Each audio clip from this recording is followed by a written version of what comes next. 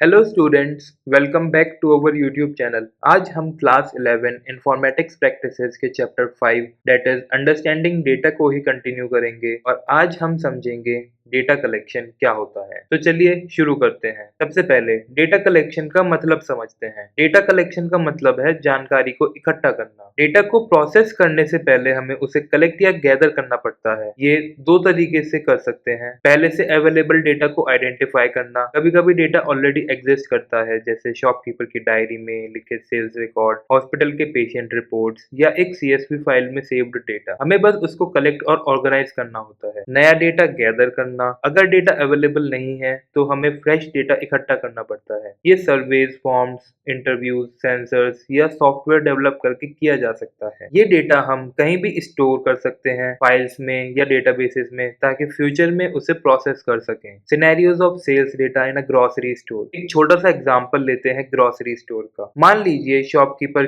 के पास sales data है तो तीन सिचुएशन अराइज हो सकती हैं। First, data recorded manually. अगर शॉपकीपर डायरी या रजिस्टर मेंटेन करता है सेल्स रिकॉर्ड का, तो हमें मैनुअली एंटर करके डिजिटल फॉर्मेट में लाइक एक्सेल शीट में लाना पड़ेगा। Second, data already in a digital format. अगर डेटा पहले से ही CSV फाइल या एक्सेल शीट में है तो डायरेक्ट प्रोसेस हो जाता है वो data, okay, using some software tools. Third, no record maintained yet. अगर अभी तक शॉपकीपर ने डेटा रिकॉर्ड ही नहीं किया है तो वो एक सॉफ्टवेयर बनवा सकता है पाइथन या MySQL जैसे टूल्स यूज करके डेटा को मैनेज करने के लिए efficiently. Sources of data collection. अब रियल लाइफ एग्जांपल्स देखते हैं जहां डेटा कलेक्ट होता है। First, digital interaction. Digital interaction का मतलब है जब भी हम इंटरनेट या डिजिटल सर्विसेज यूज करते हैं, हम अपने एक्शन से डेटा क्रिएट करते हैं। हर क्लिक जो हम किसी वेबसाइट पर करते हैं, हर सर्च जो हम गूगल पर करते हैं, हर मैसेज जो हम व्हाट्सएप या सोशल मीडिया पर भेजते हैं, सब कुछ डेटा जनरेट करता है। ये डेटा कंपनीज और ऑर्गेनाइजेशंस कलेक्ट करती हैं ताकि वो अपने सर्विसेज इंप्रूव कर सकें, टारगेटेड एड्स दिखा सकें या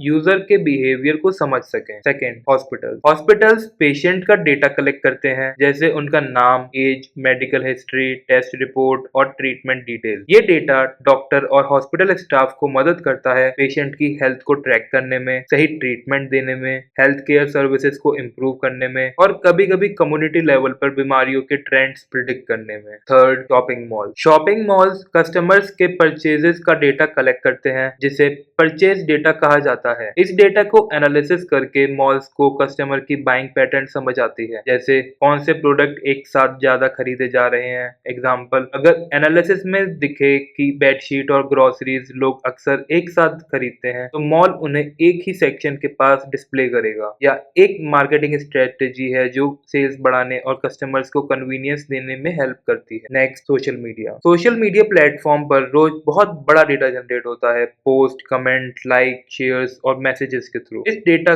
का एनालिसिस करके लोगों की पब्लिक ओपिनियन समझी जा सकती है। एग्जाम्पल, इलेक्शन से पहले एनालिस्ट सोशल मीडिया पर किए गए पोस्ट और डिस्कशन का एनालिसिस करते हैं ताकि ये समझ सके कि लोग अलग अलग पॉलिटिकल पार्टीज या कैंडिडेट के बारे में क्या सोच रहे हैं। ये इलेक्शन ट्रेंड और वोटर बिहेवियर प्रिडिक्ट करने में भी हेल्प करता है। नेक्स्ट, इंटरनेशनल ऑर्गेनाइजेशन जैसे वर्ल्ड बैंक और IMF अलग अलग देशों से डेटा कलेक्ट करती हैं। ये डेटा मेनली इकोनॉमिक पैरामीटर्स पर होता है, जैसे GDP, gross domestic product, inflation, महंगाई दर, एम्प्लॉयमेंट रेट, बेरोजगारी दर। इस डेटा का एनालिसिस करके ये ऑर्गेनाइजेशन इकोनॉमिक फोरकास्ट बनाती हैं। इन फोरकास्ट से गवर्नमेंट और बिजनेसेस अपनी पॉलिसीज, इन्वेस्टमेंट और डेवलपमेंट प्रोजेक्ट प्लान कर पाते हैं। Think and reflect. जब हम एक फोटोग्राफ लेते हैं तो उसमें सिर्फ इमेज ही सेव नहीं होती, बल्कि एक एक्स्ट्रा इंफॉर्मेशन भी सेव होती है, जिसे मेटा डेटा कहते हैं। इस मेटा डेटा में शामिल हो सकता है डेट और टाइम जब फोटो लिया गया, लोकेशन, GPS अगर फोन या कैमरा में लोकेशन सर्विस ऑन हो, कैमरा सेटिंग जैसे शटर स्पीड, अपर्चर, ISO और रिजोल्यूशन। ये मेटा डेटा फोटो को ऑर्गेनाइज और सॉर्ट करने में हेल्प करता है और कभी कभी फोटो की ऑथेंटिसिटी वेरीफाई करने में भी यूजफुल होता है। Second, attributes for Aadhaar card. Aadhaar card बनवाने के लिए कुछ इंपॉर्टेंट डिटेल्स दी जाती हैं, जिसे एट्रीब्यूट्स कहते हैं। इनमें व्यक्ति का नाम, जन्म तिथि, address, gender, photograph, biometric detail जैसे कि फिंगरप्रिंट और iris scan, mobile number, OTP verification और लिंकिंग के लिए। ये एट्रीब्यूट मिलकर आधार को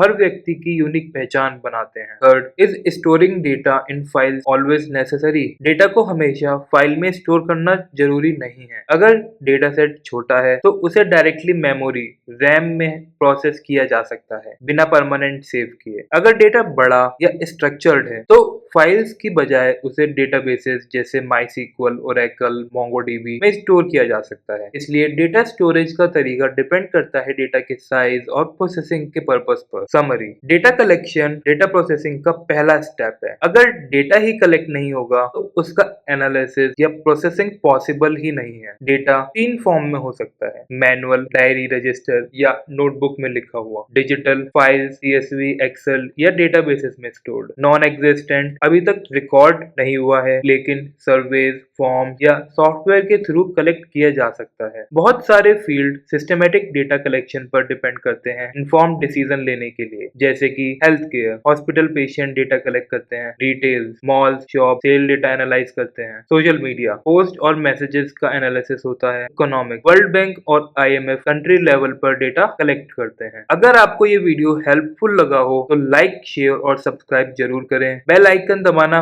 मत भूलिए। मिलते हैं नेक्स्ट वीडियो में, तब तक के लिए कीप लर्निंग, कीप ग्रोइंग।